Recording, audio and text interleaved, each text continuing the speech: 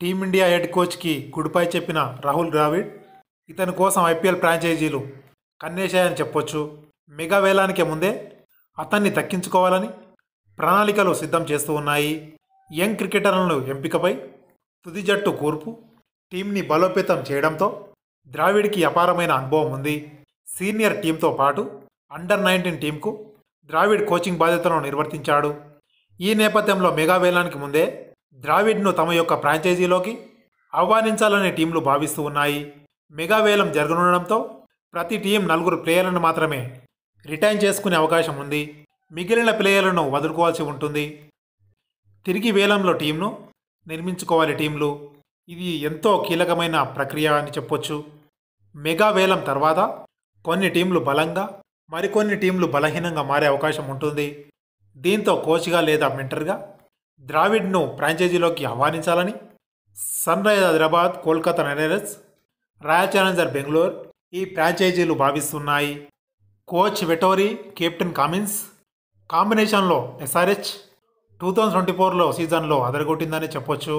ఏకంగా రన్నరప్గా నిలిచింది. కానీ మెగా వేలం తర్వాత హైదరాబాద్ టీం అదిరే రీతిలో బలంగా ఉండాలి అంటే చాలా గొప్పగా ప్రణాళికలు సిద్ధం చేయాలి. ప్లేయర్ల యొక్క బలాల గురించి, దేశంలోని షెడియాలపై అనుభవం ఉన్నటువంటి ద్రావిడ్పై అటువంటి వ్యక్తితో వ్యూహాలు రచిస్తూ ప్లేయర్లను సెలెక్ట్ చేస్తే టీంకు తిరుగుండదు.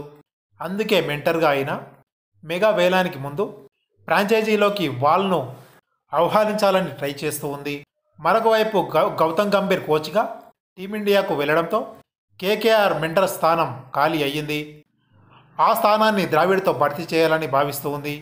ఇప్పటికే ద్రావిడ్తో కేకేఆర్ సంప్రదించిందని తెలుస్తోంది. ఇక టైటిల్ కళ నెరవేర్చుకోవడం, దీనికోసం ద్రావిడ్ను టీంలోకి ఆహ్వానించాలని ఆర్సీబీ భావిస్తూ ఉంది. ఇప్పటికే దినేష్ కార్తీక్ను ఆ టీం మెంటర్గా నియమించింది. ప్రధానమైన కోచ్ ఆండీ ఫ్లవర్ అతని ప్లేస్లో ద్రావిడ్కి బాధ్యతలు అప్పజెప్పాలని ఆర్సీబీ భావిస్తోంది. అయితే టీమిండియా బిజీ షెడ్యూల్తో అలసిపోయినటువంటి ద్రావిడ్ ఐపీఎల్లో మెంటర్గా, కోచ్గా ఆసక్తి చూపిస్తాడా, లేదా ఫ్యామిలీతో టైంని కేటాయించి లీగులకి దూరంగా ఉంటాడా అనే ఈ విషయంపై స్పష్టత లేదు. ఇది ఫ్రెండ్స్, ఈ వీడియో కనుక మీకు నచ్చినట్టయితే లైక్ చేయండి, షేర్ చేయండి, కామెంట్ చేయండి. మరిన్ని లేటెస్ట్ అప్డేట్స్ కోసం నా ఛానల్ని సబ్స్క్రైబ్ చేసుకొని మోర్ ఇన్ఫర్మేషన్ కోసం పక్కనే ఉన్న బెల్ ఐకాన్ క్లిక్ చేయండి. Thank you friends.